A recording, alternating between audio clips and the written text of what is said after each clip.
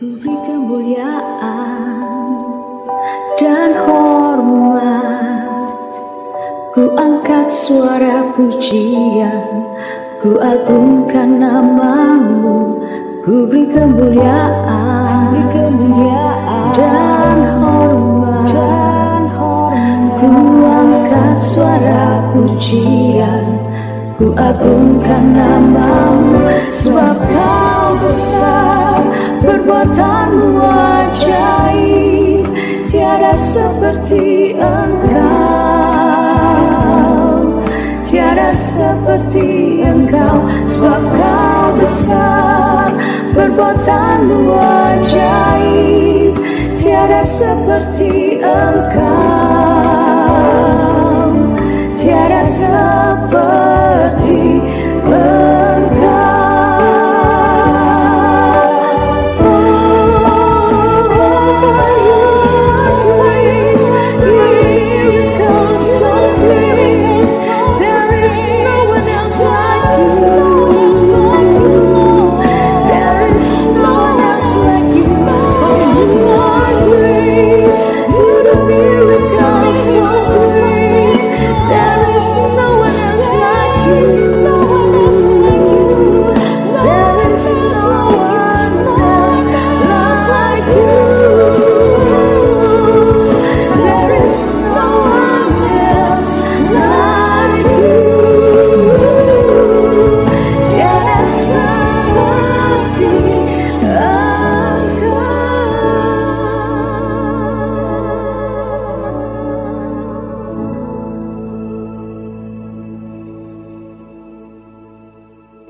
Shalom, selamat malam.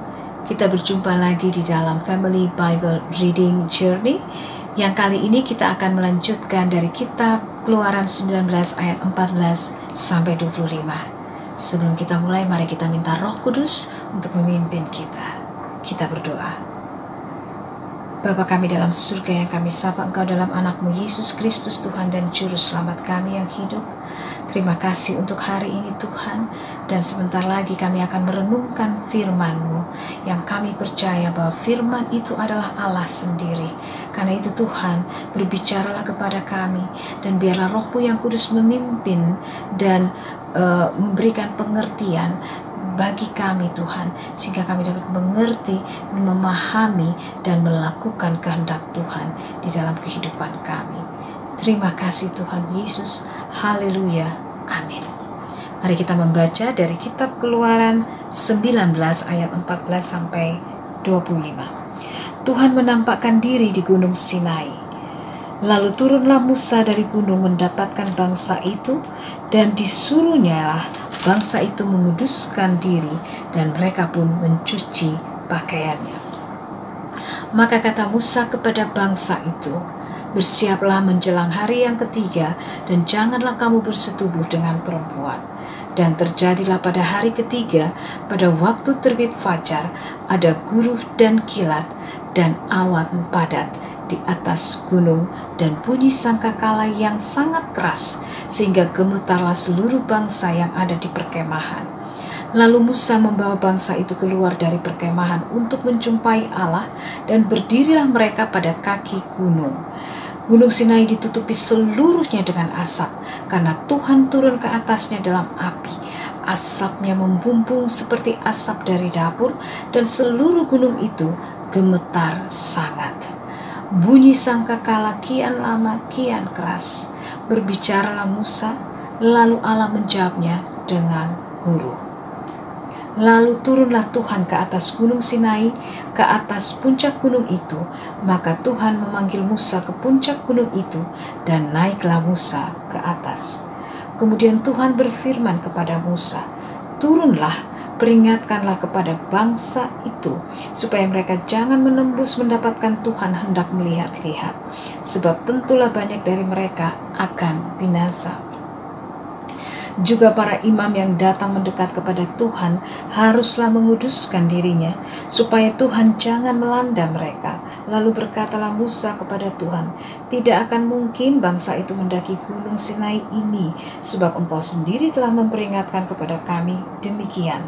pasanglah batas sekeliling gunung itu dan nyatakanlah itu kudus. Lalu Tuhan berfirman kepadanya, pergilah, turunlah, kemudian naiklah pula engkau beserta Harun. Tetapi para imam dan rakyat tidak boleh menembus untuk mendaki menghadap Tuhan, supaya mereka jangan dilandanya. Lalu turunlah Musa mendapatkan bangsa itu dan menyatakan hal itu kepada mereka. Demikianlah firman Tuhan. Amin.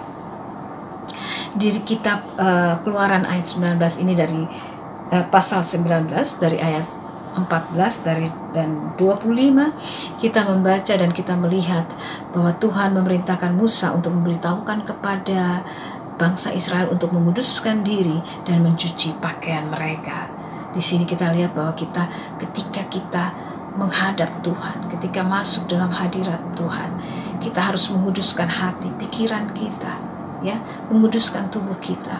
Dan mencuci pakaian ini menandakan apa yang kita kenakan, kesombongan kah, kecongkakan kah, iri hati, dan berbagai keinginan daging yang menghalangi kita. Harus kita lepaskan, harus kita cuci. Dan bahkan kenajisan percabulan yang dikatakan di sini bahwa janganlah kamu bersetubuh dengan perempuan. Ini menandakan perzinahan atau percabulan. Bahkan mungkin saat itu mereka juga tidak boleh bersetubuh mungkin dengan istri mereka, ya. Tetapi ini di konteks saat ini adalah zaman sekarang ini adalah yaitu tidak boleh berzina, ya, percabulan dijauhkan. Dan terjadilah pada hari yang ketiga Tuhan turun dalam api karena asap itu membumbung. Tapi sebelumnya sudah ada gemuruh guntur, bahkan sangkakala bunyinya begitu keras sehingga seluruh perkemahan menjadi gemetar, menjadi gentar.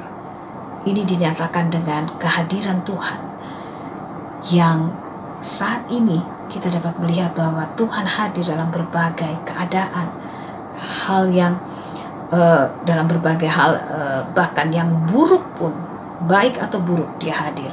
Tetapi bahkan dalam keadaan buruk pun, dalam bentuk bencana alam, misalnya, ya, dalam peperangan, dalam sakit mungkin, dan lain-lain, tetapi dia hadir.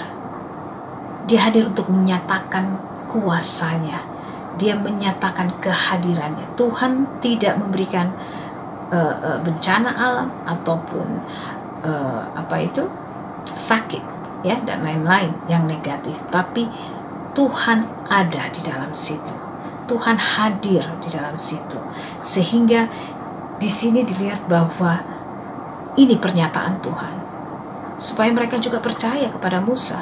Karena terkadang kalau kita nggak merasakan Tuhan, mengalami Tuhan, maka mungkin pendeta atau orang tua kita atau siapapun itu, kita nggak mau ingat, kita nggak mau dengar, kita nggak mau. Tetapi kalau kita mengalami Tuhan, Tuhan itu hadir dalam hidup kita, hadir di dalam hati kita, pikiran kita, dan hidup kita lah, ya.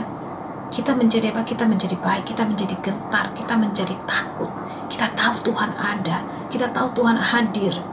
Nah, ya, justru mendekatkan diri kita kepada Tuhan.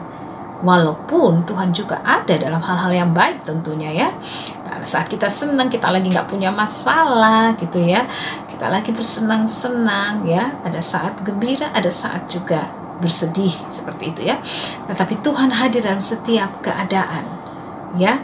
Itu yang kita ambil dari kitab Keluaran 19 ayat 14-25 ini. Tetapi Tuhan juga melihat bahwa ketika dia memanggil Musa, dia sudah memperingatkan kepada Musa untuk memperingatkan kepada bangsa Israel untuk tidak mendekat, pengen tahu gitu loh, Tuhan itu gimana sih gitu loh.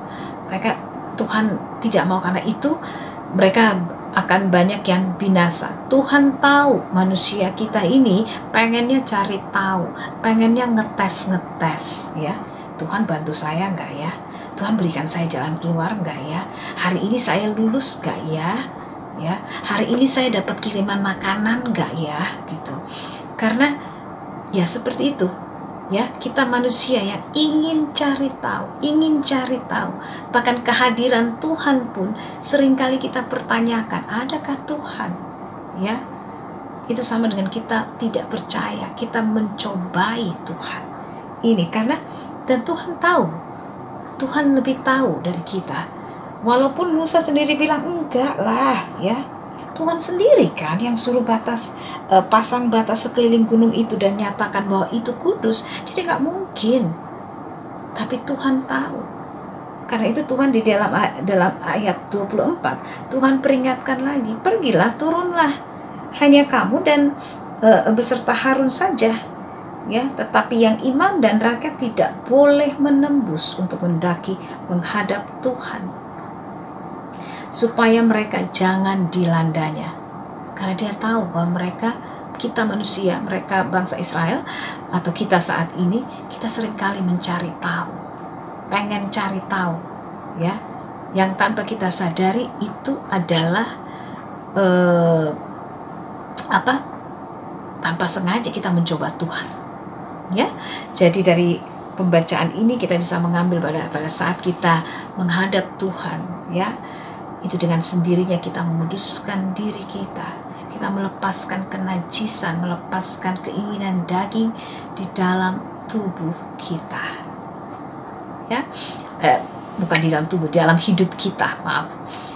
Dan itu yang penting untuk kita lakukan. Dan kemudian yang kedua juga kita janganlah kita mencobai Tuhan Allah, ya.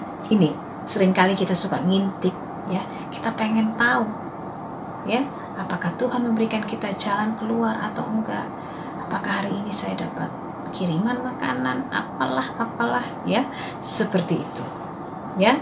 Jadi tetap kita mendekatkan diri, mengenal Tuhan lagi, karena pengenalan akan Tuhan itulah yang menyenangkan Allah, dan itu ada di dalam kitab Yeremia. Demikianlah renungan kita hari ini.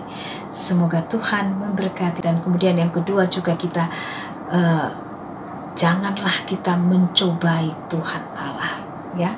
Ini seringkali kita suka ngintip, ya, kita pengen tahu, ya, apakah Tuhan memberikan kita jalan keluar atau enggak, apakah hari ini saya dapat kiriman makanan, apalah, ya, seperti itu, ya. Jadi tetap kita mendekatkan diri, mengenal Tuhan lagi, karena pengenalan akan Tuhan itulah yang menyenangkan Allah, dan itu ada di dalam kitab Yeremia. Demikianlah renungan kita hari ini. Semoga Tuhan memberkati kita senantiasa. Mari kita berdoa. Tuhan, terima kasih untuk firman-Mu dari kitab Keluaran 19:14 sampai 25. Biarlah firman itu terus tinggal di dalam kami, dan kami terus belajar untuk mengenal Engkau, terus datang kepadamu dan melakukan kehendak Tuhan. Dan biarlah firman itu tinggal di dalam kami, dan kami tinggal di dalam firman itu. Di dalam nama Tuhan Yesus Kristus, Tuhan dan Juru Selamat kami yang hidup, dan dengan pimpinan Roh Kudus, kami sudah melakukan apa yang Tuhan kehendaki dalam hidup kami, yaitu mendengarkan firman-Mu dan melakukan akan firman-Mu itu sendiri. Haleluya. Amin.